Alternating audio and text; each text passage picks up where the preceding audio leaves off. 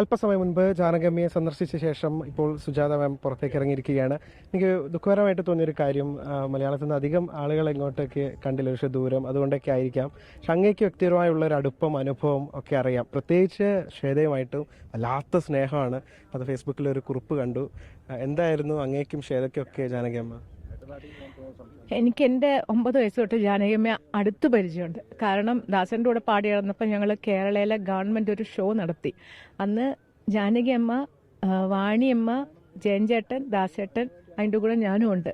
അപ്പോൾ കുറേ ഡിസ്ട്രിക്റ്റിൽ നടത്തി പ്രോഗ്രാം, അതിലൊക്കെ ഞാനും ഉണ്ടായിരുന്നു കൂടെ. അപ്പോൾ ജാനകിയമ്മ അന്ന് ഞാൻ കൊച്ചല്ലേ, അപ്പം തമാശയായിട്ട് പറയും, നീ ഞാൻ മരുമോളായിട്ട് കൊണ്ടുപോകണമെന്ന് പറയും. അപ്പോൾ അങ്ങനെ പറയും. ഇപ്പം എപ്പോൾ കാണുമ്പോഴും മുരളി എന്നെ കളിയാക്കും, ആഹാ നമ്മൾ കല്യാണം കഴിക്കാൻ അമ്മ പറഞ്ഞിരുന്ന കൊച്ചിൽ, അങ്ങനെ തമാശയ്ക്ക് പറയണ. അപ്പം അന്ന് തൊട്ട് അമ്മയെ അറിയാം.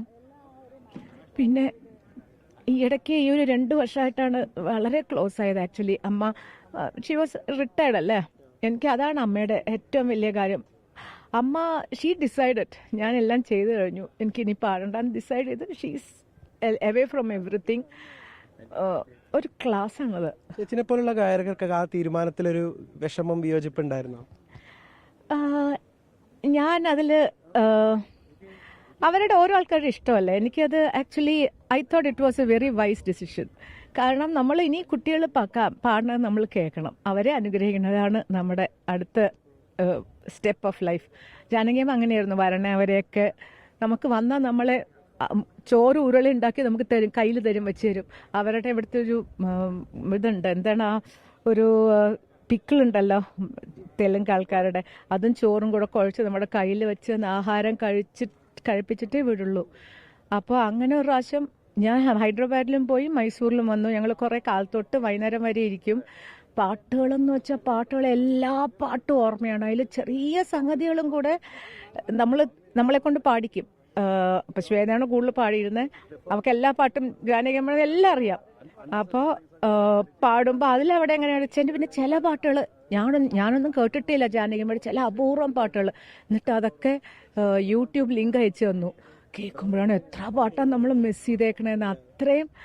അപ്പോൾ എല്ലാം ഓർമ്മയാണ് ഈ വയസ്സിൽ. 88 വയസ്സിലും she was so alert. And Shweta കുറച്ച് നാളിങ്ങനെ ഈ പാട്ട് പഠിക്കാൻ വേണ്ടി ജാനകിയമ്മ ഞാൻ പറഞ്ഞില്ല, കമ്പോസ് ചെയ്യാൻ 4 പാട്ട് കമ്പോസ് ചെയ്ത് എഴുതി ശ്വേത പാടണം എന്ന് പറഞ്ഞ് പഠിപ്പിക്കാൻ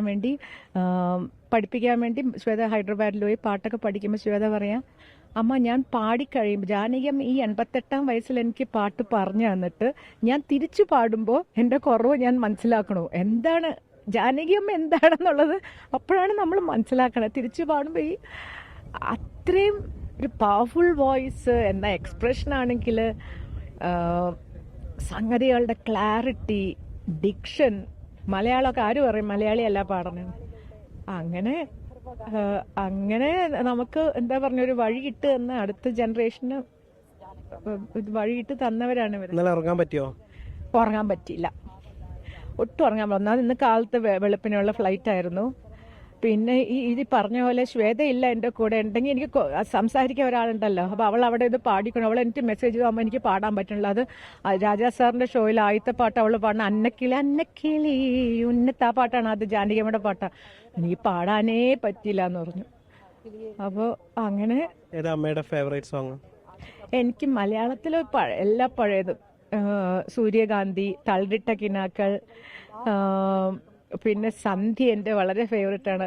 വസന്ത പഞ്ചമി, പിന്നെ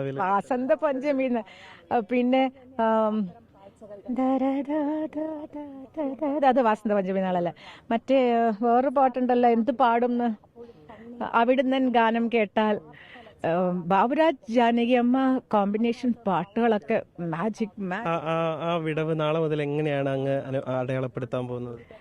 അത് നമുക്ക് അതൊരു വിടവ് ഉണ്ടാവില്ല ഒരിക്കലും. കാരണം ജാനകിയമ്മ നമ്മുടെ കൂടെ ഉണ്ട് എപ്പോഴും, ഫുൾ ടൈം. ഞാനൊക്കെ കേൾക്കുന്ന ഇവരുടെയൊക്കെ പാട്ടുകളാണ്. ജാനകിയമ്മ, സുശീലമ്മ, ആ ഈറയിലത്തെ പാട്ടുകളെ എൻ്റെ വീട്ടിൽ പ്ലേ ചെയ്യുള്ളൂ. എനിക്കത് മാത്രമേ കേൾക്കാൻ പറ്റുള്ളൂ. എന്ത് ചെയ്യാൻ പറ്റും? അപ്പോൾ അത് എല്ലാ പാട്ടും നമുക്ക് ഹൃദയസ്ഥമാണ്. അത് തരുന്ന മനസ്സിന് തരുന്ന ഒരു സന്തോഷം, ഒരു പീസ്, അത് വേറെയാണ്. ശ്വേതയ്ക്ക് ഉൾക്കൊള്ളാൻ കഴിഞ്ഞോ ഈ കാര്യം? ശ്വേതയാണ് എന്നെ ആക്ച്വലി വിളിച്ചു പറഞ്ഞത്.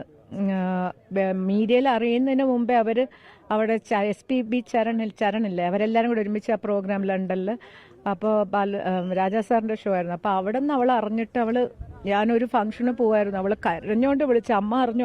അപ്പോൾ ഞാൻ പെട്ടെന്ന് അവളുടെ കരച്ചിൽ കേട്ടിട്ട് ആരായിരിക്കും എന്ന് പേടിച്ചു പോയി.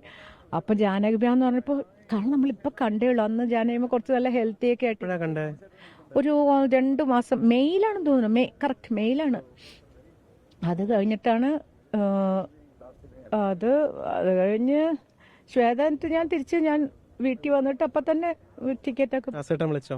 ദാസേട്ടനെ ആ സമയത്ത് തന്നെ ഞാൻ ഈ ഫംഗ്ഷന് കയറുമ്പോൾ ദാസേട്ടൻ വിളിച്ചോണ്ടേ ഇരിക്കണ്ടായിരുന്നു. അപ്പം ഞാൻ അവിടുത്തെ ഞാൻ പോവുകയാണ്, എനിക്ക് ഫംഗ്ഷൻ ഇരിക്കാൻ പറ്റില്ല. ദാസേട്ടൻ വിളിച്ചു. ദാസേട്ടനെ അറിഞ്ഞേക്കണമല്ല. ചിത്ര ഇപ്പോൾ വരുന്നുണ്ടല്ലോ. ചിത്രയും ഗുരുവായൂരായിരുന്നു. She's coming now.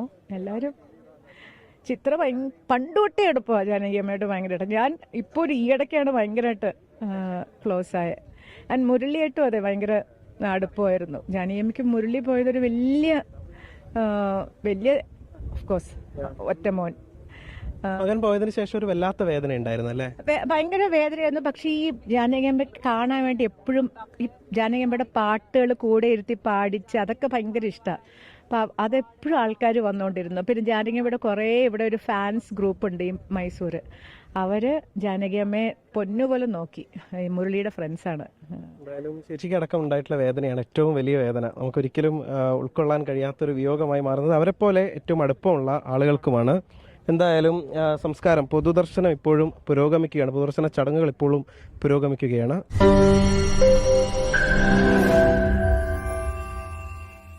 ലോകത്തെവിടെയായാലും ഏത് സമയത്തും 24 വാർത്തകളും ഓഗ്മെന്റഡ് റിയാലിറ്റി പാക്കേജുകളും എക്സ്പ്ലെയിനറുകളും വിശദമായി കാണാൻ ഞങ്ങളുടെ യൂട്യൂബ് ചാനൽ നിങ്ങൾക്ക് സബ്സ്ക്രൈബ് ചെയ്യാം.